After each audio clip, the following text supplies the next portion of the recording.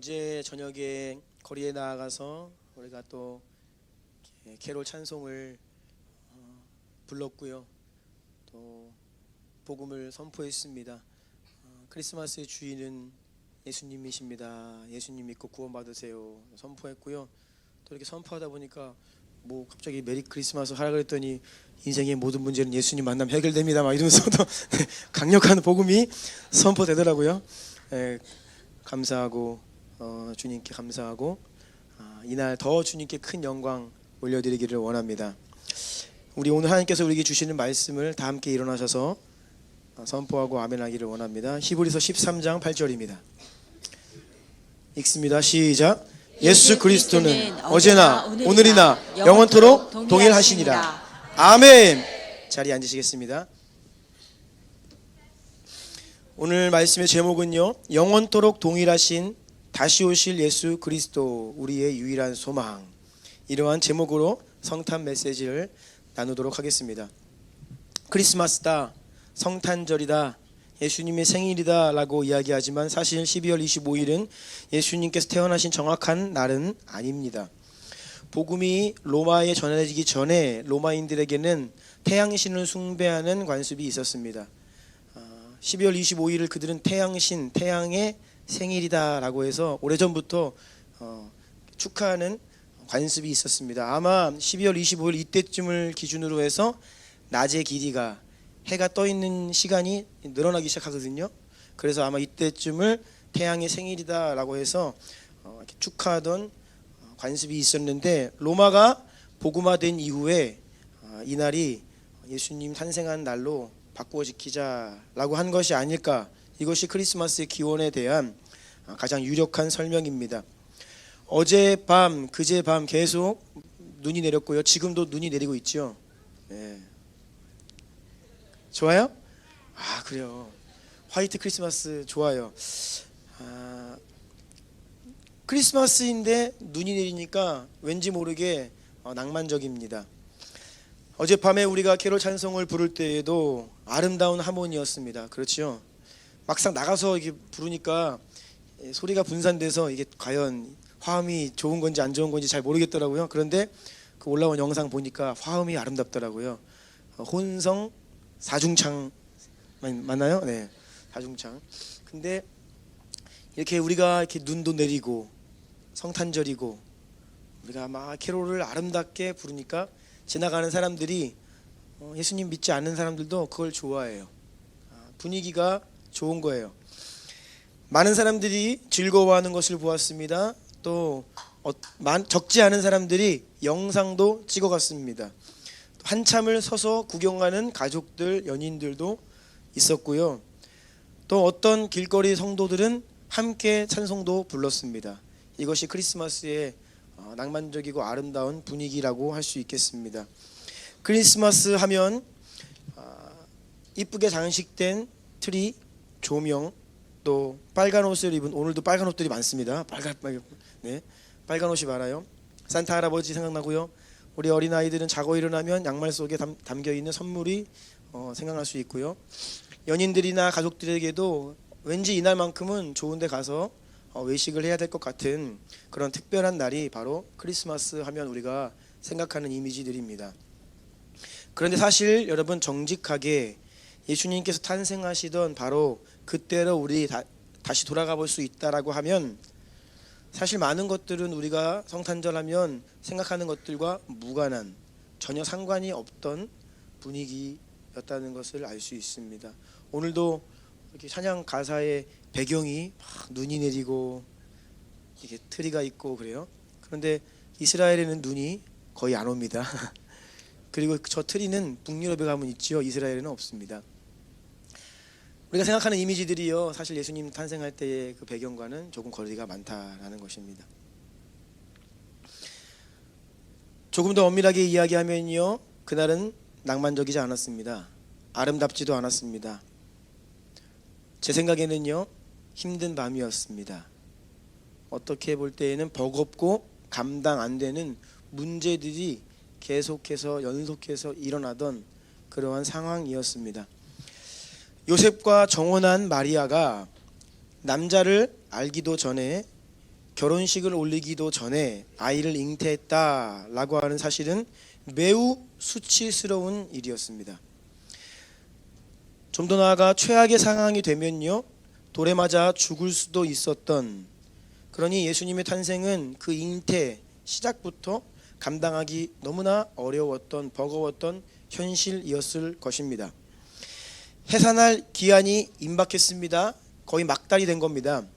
이때 어떤 일이 벌어지냐면 가이사 아구스도, 로마의 황제 아구스도가 세금을 거두기 위해서, 식민 통치하던 이 이스라엘 땅에 세금을 거두기 위해서, 세금을 어떻게 걷어요? 머릿수당, 인구 한 사람당 세금 얼마씩 정확하게 세금을 걷어들이기 위해서 이스라엘 백성들의 주민등록을 업데이트하기를 원했습니다. 그래서 모두 각자 자기 가문의 고향으로 돌아가서 호적을 등록해라 라고 명령을 합니다. 모든 사람이 호적을 하기 위해 각기 자기 고향으로 올라가는데, 요셉도 다윗의 집 족속이었기 때문에 유대 베들레헴 다윗의 동네로 정원한 마리아와 만삭의 마리아와 함께 호적을 하러 가는데, 문제는 호적을 하러 베들레헴에 도착했을 때 진통이 온 겁니다. 베들레헴은 매우 작은 마을이었습니다. 수많은 사람들이 호적을 하러 일시적으로 몰려들었기 때문에 머물 숙소를 찾지 못하였고, 결국 아이는 나오는데 머물 곳이 없어요. 그래서 가축들의 우리, 거기에 가서 마구간에 가서요, 맞아요, 아이를 낳고 강보를 싸서 말 구유에 아기 예수님을 뉘었습니다. 우리는요, 마구간 말 구유에 뉘어 있는 아기 예수님, 이걸 낭만적으로 생각합니다. 근데 절대 아닙니다. 여러분, 가축들의 우리에는요, 바닥에는 막 배설물들이 질비합니다. 그리고 더러운 냄새가 나요. 말 구유, 이게 좀 고상한 말인데요, 밥통입니다. 말밥통. 더러워요. 만지기도 싫은 겁니다. 거기에 깨끗해야 할 아기를 뉘었다라는 것입니다. 여러분, 낭만적이지 않습니다. 아름다운 분위기와는 거리가 좀 멉니다. 사내 아이가 태어나면 난지 8일 만에 할례를 행합니다. 그리고 40일이 되면 정결 예식을 위해 부모가 아이를 데리고 예루살렘 성전에 올라가서 하나님께 정결 예식 제사를 드리게 되어 있습니다. 이때 규정이 있습니다. 양 한 마리를 가지고 가야 됩니다. 번제물로 드리기 위해. 그리고 비둘기 한 마리를 가지고 가야 합니다. 속죄 제물로 드리기 위해. 그래서 아기와 산모의 정결 예식을 위하여 양 한 마리와 비둘기 한 마리를 가지고 제사를 드리게 되어 있는데, 문제는 가난한 가정은 어린 양을 바치기가 어렵습니다. 비싸기 때문에. 그래서 가난한 가정인 경우에는 번제물도 비둘기로, 속죄 제물도 비둘기로, 그래서 비둘기 2마리 가지고 제사를 드리러 갑니다. 요셉과 마리아가 비둘기 한 쌍 가지고 정결 예식을 드리러 예루살렘 성전에 갔습니다. 경제적으로 아주 가난한 가정이었다라는 뜻입니다. 아이가 태어났는데 가난한 가정이었어요. 그리고 지금 상황이 집을 떠나서 임시 거처, 매일매일 페이를 하면서 숙소를 구해야 하는 상황이었습니다. 아이를 위해 좋은 거처를 마련할 돈도 없고요, 또 산모의 산후조리를 위해서 깨끗한 숙소비 하나 마련하기가 어려운 상황이었습니다. 요셉과 마리아의 심정이 어떠했을까요? 아이를 정결 예식을 하기 위해 예루살렘 성전에 갔을 때에 시므온과 안나를 만납니다. 그때 시므온 할아버지가 이 아이를 향하여, 마리아를 향하여 예언을 합니다. 그런데 그 예언을 잘 들어보시면요, 너는 비방을 받는 표적이 되기 위하여 세움을 받았다. 이 예언이요, 이게 축복이어야 하는데 무서운 말이에요. 비방을 받는 표적이 되기 위하여 세움을 받았다. 그리고 마리아에게 이렇게 이야기해요. 마리아야, 칼이 네 마음을 찌르듯 하리라.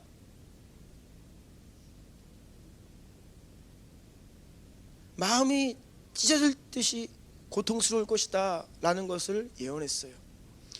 예수님은요, 태어나면서부터 무엇을 위해 태어났냐, 어떤 운명과 데스티니와 사명을 가지고 태어났냐, 제물이 되기 위해 이 땅에 태어났습니다.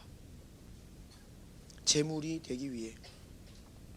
좀 더 원색적으로 이야기하자면 도살당하기 위해 도살장에 끌려가는 어린 양의 데스티니를 가지고 이 땅에 태어나셨습니다. 더군다나 문제가 계속됩니다. 동방에서 온 박사들이 그냥 조용히 와서 이렇게 경배하고 가면 좋은데 막 광고를 하는 거예요. 유대인의 왕으로 나신 이가 어디 계시냐? 우리가 동방에서 그의 별을 보고 그에게 경배하러 왔다. 그러니까 이 말을 헤롯 왕이 들었습니다. 헤롯 왕이 위기의식을 느꼈어요. 뭐라고? 왕이 태어났다고? 내가 왕인데? 아, 그러면 그 아기가 자라나면 나를 밀어내고 왕이 되겠구나. 죽여야겠다. 베들레헴 일대의 2살 아래의 모든 아이를 다 죽여라. 대학살 명령을 내립니다. 그래서 요셉은 그 일이 있기 직전 꿈을 통해서 여호와의 사자가 말씀해 주시지요. 그래서 애굽으로 가까스로 피신하여 목숨을 지키게 됩니다. 여러분, 어려운 상황의 연속이었습니다. 아이를 낳는 과정도 이루 말할 수 없는 고통스러운 과정입니다. 그 회복의 과정도 쉽지 않습니다. 아이를 돌보는 것 자체가 쉽지 않은 일이죠. 그래서 오늘날에는 아이들을 낳지 않으려고 하잖아요. 짐으로 여겨요. 힘들다 해요. 아이가 오면 내 인생을 복되게 한다, 행복하게 한다가 아니라 짐이다, 우리의 행복을 빼앗아간다 생각을 해서 아이를 낳지 않습니다. 저는 더 참 이 궁금한 것이 일회용 기저귀도 없고, 그렇죠? 물도 귀하고, 그 아이가 계속 이 오줌 싸고 똥 싸고 그러는데 어떻게 그 비천한 형편에서 그 일들을 밤새 감당했을지 생각만 해도요, 이거는 장난이 아닌 일이었어요.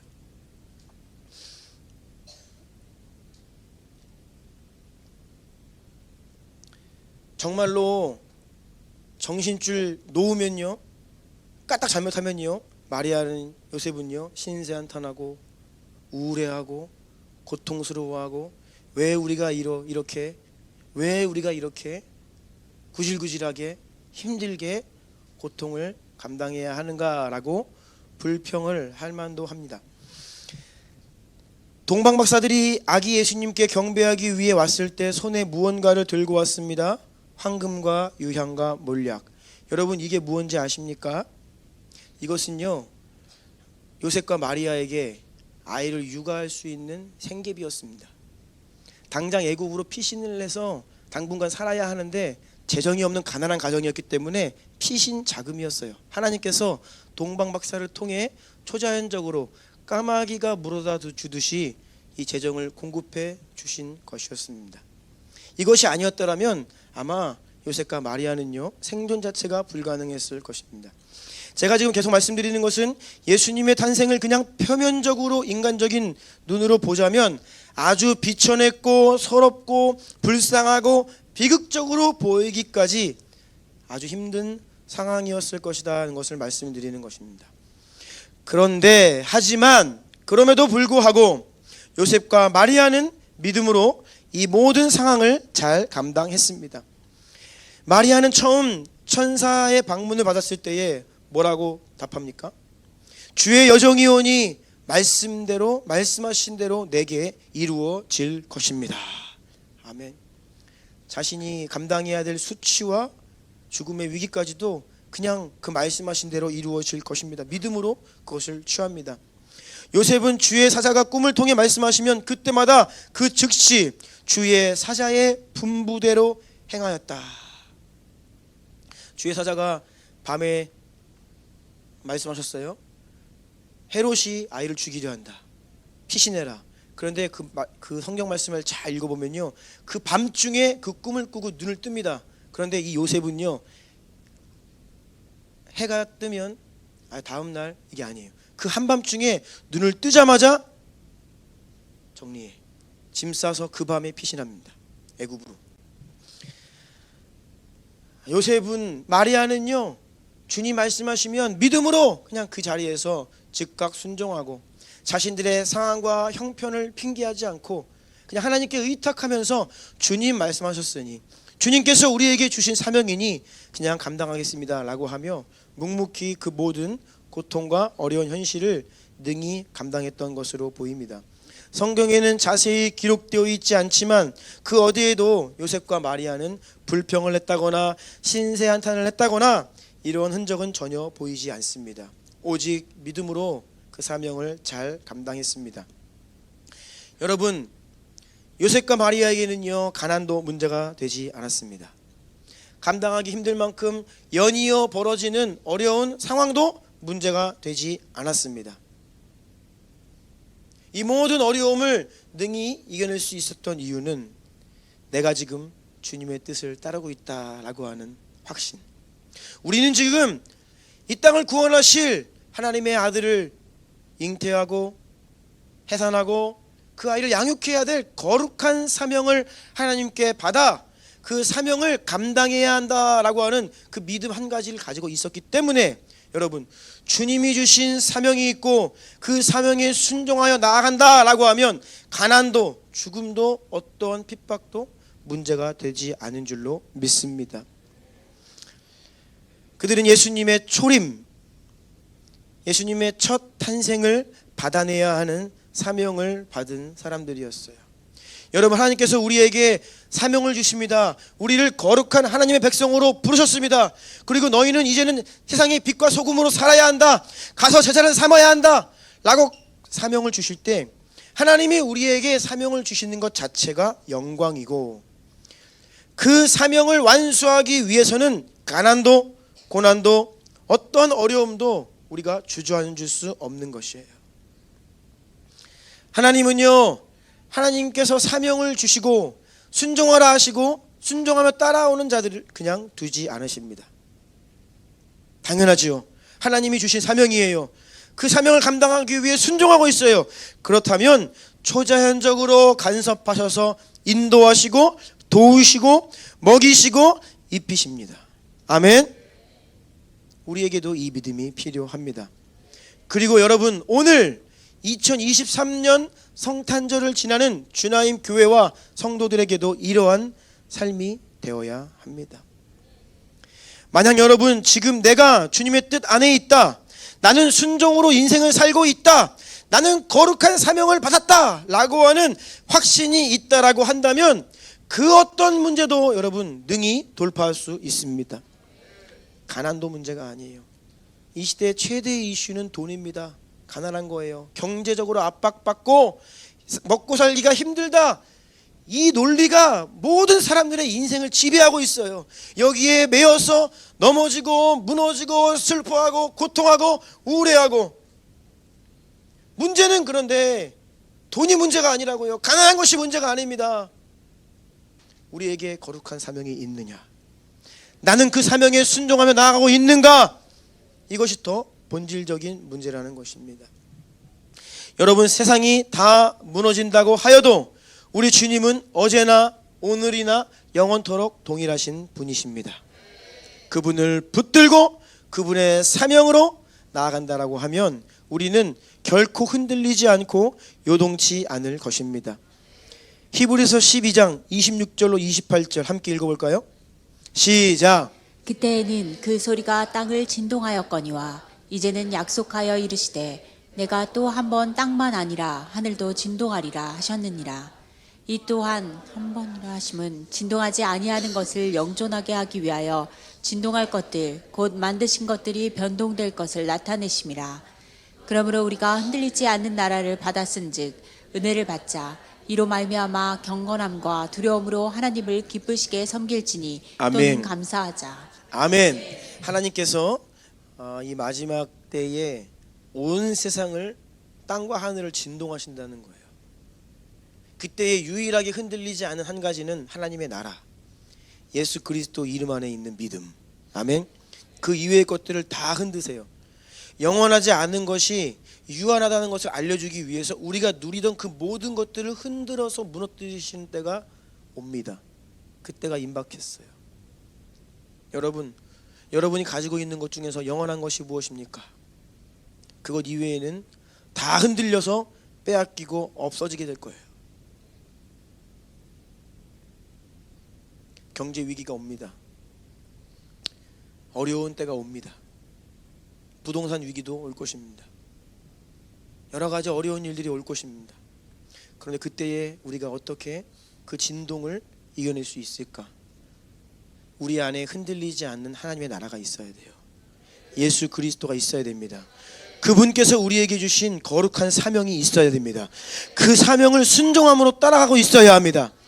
그러면 그 인생은요 견고할 것입니다.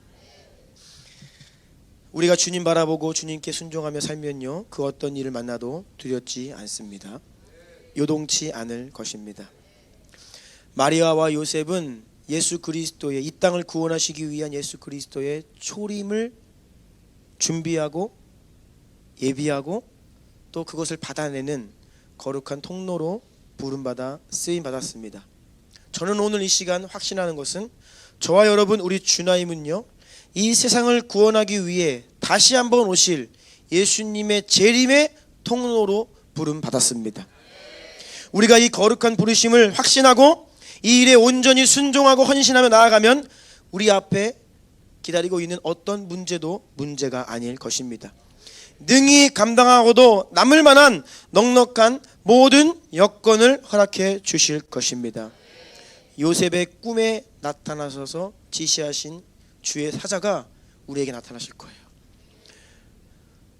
당장 내일 먹을 것이 없는데 초자연적인 공급이 우리에게 허락될 것입니다. 저는 그것을 믿습니다. 크리스마스를 앞두고 제 아내가 이제 생일입니다. 4일 전에 생일이에요. 그래서 이번에 이렇게 페이스북을 보니까 과거에 이렇게 아내 생일 축하한다고 한 사진이 추억이라고 뜨더라고요. 8년 전 사진이 뜨더라고요. 근데 보니까 우리 둘째 이한이가 8개월 정도 됐을 때, 8개월 정도 됐을 때 그 사진이 딱 뜨더라고요. 그러니까 생각이 많이 나더라고요. 그 중동 처소 그 근처에 저희 집이 살 때였는데 사진 보니까 왜 이렇게 불쌍해 보이는지 짠하고 그냥 그냥 물론 이제 아침에 새벽기도 갔다 오자마자 이게 생일 축하하면서 찍은 사진이어서 그런지 막 애들이 막 꾀죄죄하고 우리 이한이는 또 그때 생각하니까 그 우유 알러지가 있어가지고 엄마 모유 이후에는 아무것도 못 먹고 그러니까 뭐 근데 또 얼마나 예민한지 밤새 깨고 막 그랬어요. 그리고 참 그때 우리 가정이 많이 가난했습니다. 그래서 짠하더라고 제 마음이. 그런데 짠한데 잘 생각해 보니까 행복했어요. 왜 행복했냐? 다른 게 아니더라고요. 우리 가정과 우리 주나님 교회가 하나님께 부르심 받아서 우리는 순종하며 가고 있다. 이 믿음 하나면요, 여러분, 이 믿음 하나면요 이겨낼 수 있는 겁니다. 예수님이 우리의 유일한 소망이세요. 2000년 전에 이 땅에 오셨고 앞으로 다시 오실 예수 그리스도, 영원토록 동일하신 그분이 우리의 유일한 소망이십니다. 다시 오실 예수 그리스도. 그래서 저는요 메리 크리스마스 함께 마라나타를 외쳐야 된다고 생각해요. 다시 오실 예수 그리스도가 우리의 소망 되기를 예수님의 이름으로 축복합니다. 예배팀 나와 주시고요, 우리 한번 기도합니다.